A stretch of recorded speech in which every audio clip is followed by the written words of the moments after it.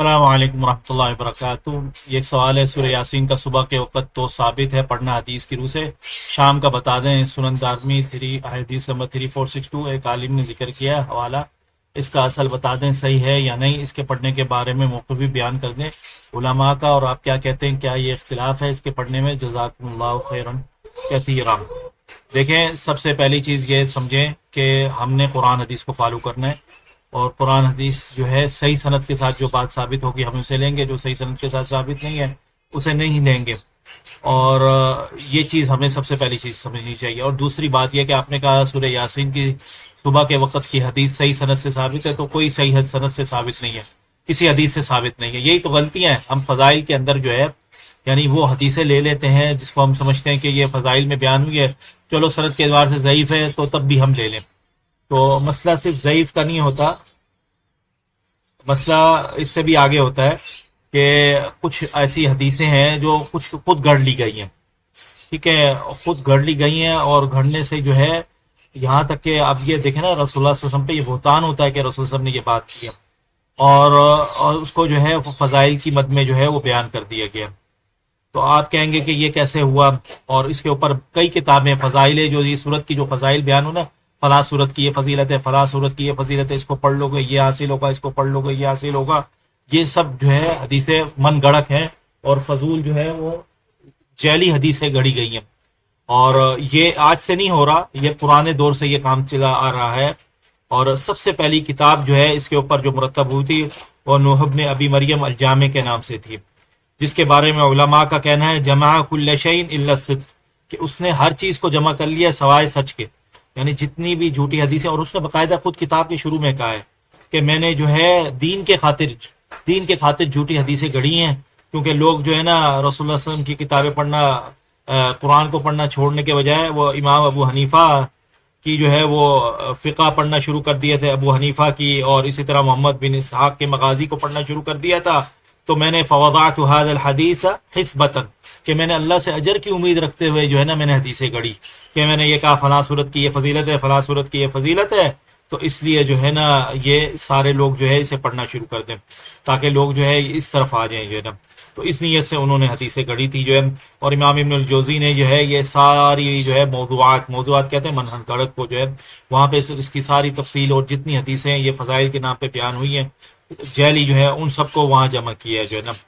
تو اور اسی طرح جو ہے دوسرا انسان جس نے جو ہے فضائل کے نام پر جو ہے جھوٹی حدیثیں گھڑی ہیں، امام ابن حبان جو ہے مجروحین میں اس کے بارے میں بتاتے ہیں، اس کا نام تھا میسر ابن عبد ربہ الفارسی، ٹھیک ہے، یہ بندہ تھا، اس نے جو ہے نا فضائل قرآن کے نام پر جو ہے نا فلاں فلاں صورت جو ہے اس کی یہ فضیلت ہے، اس کو اتنی دفعہ پڑھو گے تو یہ حاصل ہوگا یہ حاصل ہوگا۔ تو اور جب اس سے پوچھا گیا کہ تم نے یہ حدیثیں کہاں سے لی ہیں، تو کہتا ہے وضعتها ارغب الناس فيها، کہ میں نے یہ حدیثیں اس لیے گڑھی ہیں تاکہ میں لوگوں کو اس سے جو ہے ان کو رغبت دلاؤں، ترغیب دلاؤں۔ تو یہ ساری فضائل جو ہیں بغیر سند کے اگر ہم کسی کو کہہ دیں کہ، تو علماء نے اس پہ جو ہے بڑا بیان کیا ہے، ساری اس کی تفصیل بیان کی ہے کہ یہ طریقہ جو ہے صحیح نہیں ہے۔ امام ابن القیم نے المنار المنیف کے اندر جو ہے اس کے سارا ذکر کیا ہے اور یہ فضیلتیں بیان کی۔ سورہ یاسین جو ہے اب دیکھیں میں، اور اسی طرح جو ہے کئی ہمارے جو ہے مثال کے طور پہ جو ہے کئی ایسے لوگ ہیں جنہوں نے جو ہے ان لوگوں کی ان کی روایتوں کو جو ہے وہ لے کے جو ہے اپنی تفاسیر کے اندر لکھ دیا کہ فلاں صورت کی یہ فضیلت ہے، فلاں صورت کی یہ فضیلت ہے، اور جو ہے وہ صحیح سند سے جو ہے وہ رسول اللہ صلی اللہ علیہ وسلم کی طرف ثابت ہی نہیں ہے جو ہے نا۔ تو ایسا بھی ہوا ہے۔ تو یہ ساری جو ہے مصنوعی حدیثیں ہیں، جس طرح جو ہے امام سالبی کی ہے تفسیر الواحدی ہے، زمخشری کی ہے، اور یہ ساری جو ہے اس طرح کی من گھڑت حدیثیں جو ہیں انہوں نے فضائل کے نام پہ جو ہے لی ہیں اور ان کو اپنی تفسیروں میں بھی جگہ دے دی ہے، لیکن جبکہ یہ صحیح سند سے ثابت نہیں ہے۔ تو ایسی کوئی حدیث نہیں ہے جو سورہ یاسین کی یہ فضیلت بیان کرتی ہو کہ صبح کے وقت آپ یہ پڑھیں تو آپ کو یہ حاصل ہوگا جو ہے، ٹھیک ہے۔ شیخ امام البانی رحمہ اللہ نے جو ہے ان احادیث کو جو ہے، جس کے اندر مثال کے تو جو سنن دارمی کی آپ مجھے حدیث بتا رہے ہیں کہ من قرأ یاسین فی صدر النہار یستجاب دعاءہ، ٹھیک ہے، یہ حدیث جو ہے سند کے اعتبار سے منقطع ہے، اور امام البانی رحمہ اللہ نے جو ہے اس کو جو ہے ضعیف قرار دیا ہے۔